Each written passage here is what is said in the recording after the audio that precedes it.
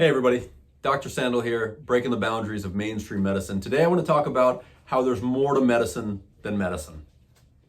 Now, of course, I'm talking about the practice of medicine here, and there's more to the practice of medicine than giving people pills. That's what I mean. What is that? Sure, medicines are great, right? If I have high blood pressure and I need to control that, that's great. If I have high cholesterol and I need to control that, that's great. Do I need to control those things? Well, there's another layer of discussion there. If I get an antibiotic for an infection, that can be very, very useful. But all of those beg the bigger question. Why did I have high blood pressure? Why did I have cholesterol issues? And is that a problem? Where did that infection come from? And why am I vulnerable to that? Right? And so there's more to medicine than medicine. We have to think about the big picture here. We have to think about the individual. We have to think about their risk factors. We have to think about their personal lifestyle. What happened with all of that? And then we have to take that and we have to walk it all the way back until we solve the problem. One of the ironies about our medical system is that we have collectively as an orthodoxy dismissed a ton of things that work. Exercise, diet, meditation, stress management, the list goes on and on and on. And I know, the MDs out there are going to be like, I've talked to my patients about lifestyle. Like, okay, cool, but do they actually do that? They go, no, well, okay, if I'm being honest, I stopped talking about it because I know it works, but patients don't do it. Okay. Why don't you do something about that? Why don't you come up with a system that actually works for your patients, right? You're there to problem solve for them. They're part of your team. Solve that problem with them, right?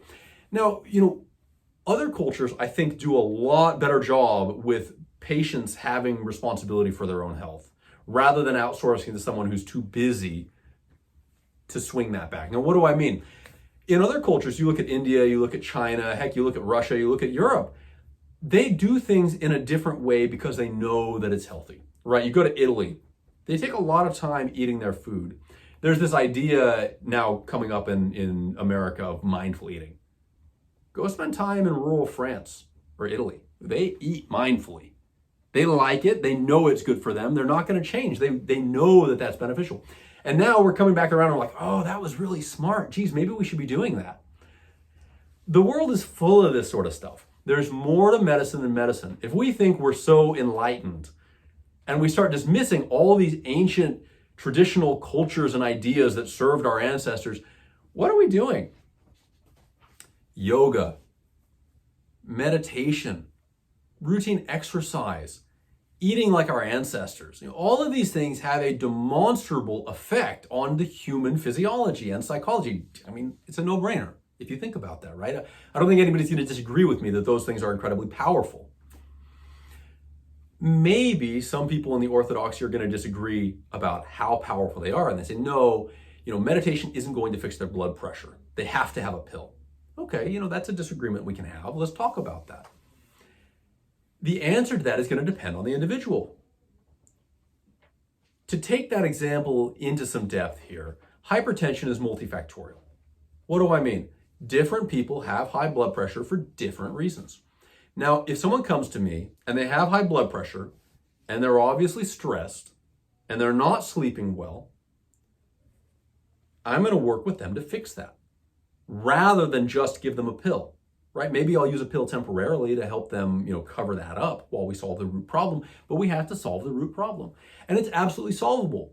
They're in a state of constant nervous system overactivity. Guess what? Blood pressure goes up. If I sneak up on you, as I go, boom, your blood pressure is going to go up.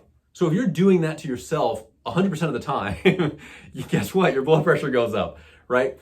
So when people do yoga or they do meditation, they're controlling that exact process. They're fighting that habituation of nervous system overdrive, right? It's really common sense if you think about it.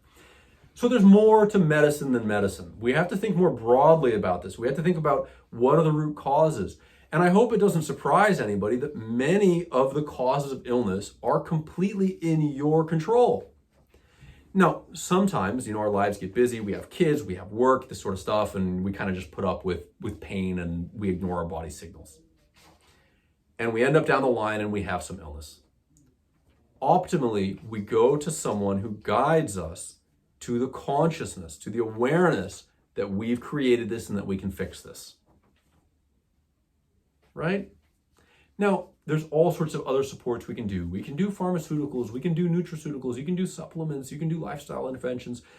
But really, there's more to medicine than medicine. You have to see the big picture. And it all starts with you.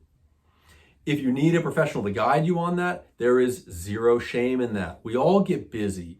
Why not go to the guys who make things efficient for us? If I want to put on muscle mass, it's efficient to go to a personal trainer. Nothing wrong with that. So yeah, it's our responsibility as patients that we have to do this thing, but go to the professional, that's fine.